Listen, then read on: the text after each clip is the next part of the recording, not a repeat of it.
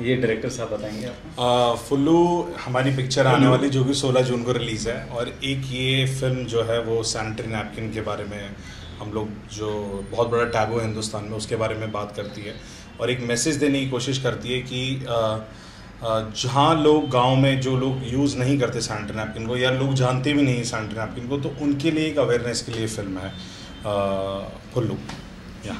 मैंने अभी जस्ट मैंने अभी कहा कि मेरा जो कैरेक्टर है फुल्लू, बहुत ही वेल डिफाइंड तरीके से उसको लिखा गया है।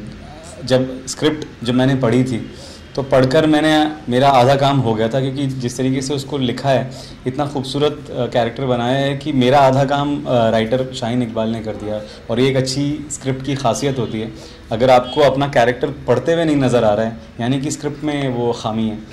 तो आधा काम तो मेरा हो गया था। बाकी जो चीज़ें थी, जो डायलेक्ट पकड़ना था, उसमें भी हमारे राइटर शाहीन इकबाल साहब ने मेरी मदद की, और मैंने उनके साथ पूरी स्क्रिप्ट के ऊपर काफ़ी बातचीत की, और पूरी रिकॉर्डिंग ली मैंने उनसे करवा के पूरी स्क्रिप्ट की, और वो मैं सुना करता था, और उस तरीके से मैंने अपना डायलेक्ट पकड़ा। और मैं उस गांव में गया जहां पर हमने शूट किया है, मथुरा में एक छोटा सा गांव है पक्का कोयला, तो वहाँ मैं रहा 2-3 दिन, और जिस घर को हमने फिल्म के अंदर अपना घर बताया है, उस घर में मैं रहा, उन लोगों के साथ में गाँव में टाइम स्पेंड किया, बहुत मज़ा आया। और जो मिलनसारता वहाँ मिली, वो अभी मैं बहुत उसकी मुझे कमी महसूस होती है शहर में आके बट मुझे कैरेक्टर प्ले करने में बहुत मैंने एंजॉय किया। फुल्लू को निभाते हुए मुझे मज़ा आया। एक्चुअली शारिब और मेरा जो सीखने का प्रोसेस था इस फिल्म को लेके काफ़ी हद तक सेम रहा है।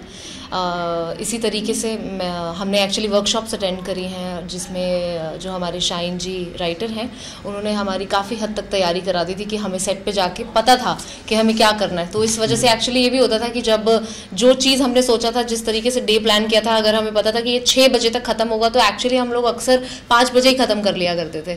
तो वो रहा। बाकी हाँ, विच इज़ वेरी रेयर, अक्सर नहीं तो ज़्यादा टाइम लगता है, पर हम लोग इतना, शाहीन जी ने हमें इतना मतलब बहुत अच्छे से तैयार कर दिया था कि वहाँ पे ज़्यादा आके मुश्किल हुई नहीं। बाकी सेम वही जैसे शारिब ने बोला कि हम लोग वहाँ पे जाके रहे थे कुछ टाइम, तो उससे हमारी तैयारी हुई। बाकी मेरे लिए थोड़ा और आसान था, क्योंकि मेरा जो जन्म है वो यूपी का है, तो मेरे शुरुआती 6-7 साल जो हैं बचपन के, वो वहीं बीते हैं, वही लैंग्वेज को सुनते हुए, उन्हीं लोगों को देखते हुए, तो फिर इतनी ज़्यादा दिक्कत नहीं हुई।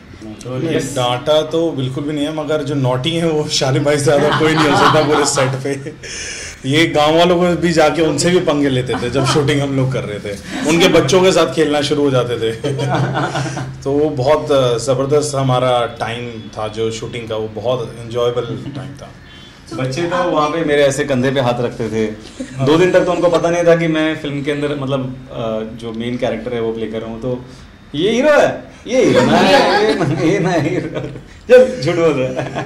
दोनों ने खरीदा, बिल्कुल खरीदा है। और जो ये फिल्म बनाने का जो थॉट था, जिस दिन आया था, वो मेरे को तभी आया था जब मैंने सैनिटरी नैपकिन बॉम्बे जैसी जगह पे खरीदा था, जो उसको रैप करके दिया गया था। तो उसी दिन पहला थॉट आया था कि इसके ऊपर एक कुछ ना कुछ हमें ज़रूर करना चाहिए। बैक तो पड़ता है। अब जैसे हमने ये फिल्म बनाई थी, मेरी कोशिश ये थी कि हम लोग स्कूल्स के अंदर दिखा सकें, इसको कॉलेजेस में दिखा सकें, और जितने ज़्यादा बच्चों को हम एजुकेट कर सकें इस बारे में, गांव वगैरह में जाके, मैं शहरों की बात नहीं कर रहा हूँ, तो उतना अच्छा होगा। बट अभी हमारी फिल्म को ए सर्टिफिकेट है, तो हम वो इनिशिएटिव शायद ना ले पाएँ स्कूल्स के लिए। बाकी कॉलेजेस में हमारा और गांव वगैरह में जाके हम लोग ज़रूर फिल्म को दिखाएंगे। ये तो हमेशा करते, अरे तो मतलब ये एक्चुअली इनका है ही मजाकिया तौर पे। तो वो उनका जो हर एक सेंटेंस जो इनके मुंह से निकलता है, वो प्रैंक तो नहीं, लेकिन वो इतना ह्यूमरस होता है, इनका सेंस ऑफ ह्यूमर बहुत अच्छा है। तो ट्रेलर में आपको धीरे धीरे पता चलेगा। लेडीजों का मसीहा, टाइटल अच्छा है, लेडीजों का मसीहा। नहीं, मसीहा तो नहीं बन जाता मैं। एक अपने जो एक गांव का भोला भाला और एक नादान सा बंदा है, वो अपनी सोच समझ और सूझबूझ के हिसाब से जो उसको सही लगता है। और गांव वालों की एक चीज़ होती है कि वो अक्खड़ दिमाग के होते हैं कि एक बात अगर जो घुस गई कि ये सही है और ये करना है, तो फिर उनको कुछ वो घोड़े का वो जो लग जाता है ना आगे, तो वो ब्लाइंड लगा के वो लोग सिर्फ उसी के अंदर घुस जाते हैं, लग जाते हैं काम में।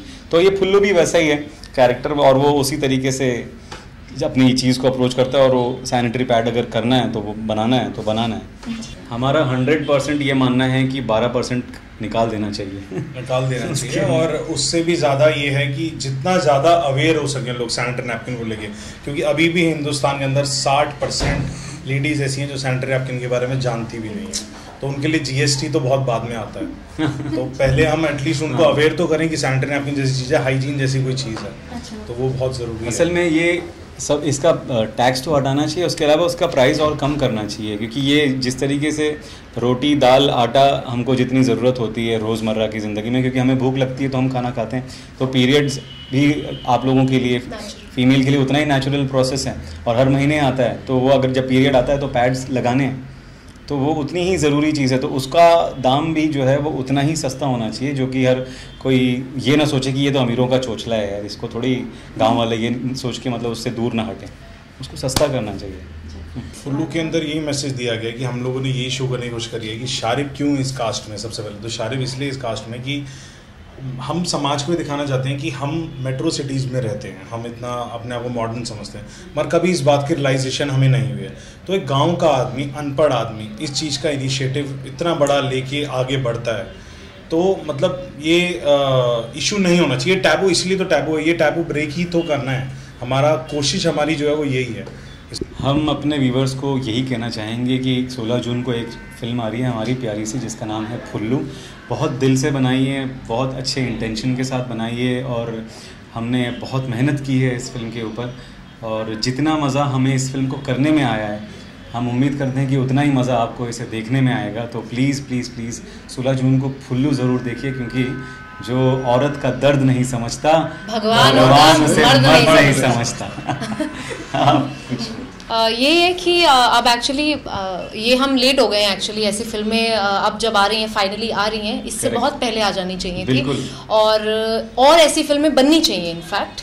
तो वही है कि तभी बनेंगी जब आप लोग देखना शुरू करेंगे, जब ऑडियंस इसे एक्सेप्ट करना शुरू करेगी, तो उसके लिए 16 जून थिएटर्स में जाइए और देखिए, और अगर ट्रेलर अभी तक नहीं देखा है तो ज़रूर देख लीजिए यूट्यूब पे प्लीज़। या मैं भी यही कहना चाहूँगा कि हमारी टीम ने बहुत ज़्यादा मेहनत करी है, 16 जून को जाके फिल्म देखिए, और आप भी इस फिल्म के ज़रिए जितने लोगों को अवेयर कर सकते हैं, आपके आसपास जो आपके घर में जो सर्वेंट्स हैं या जो भी हैं, उनको अवेयर करिए।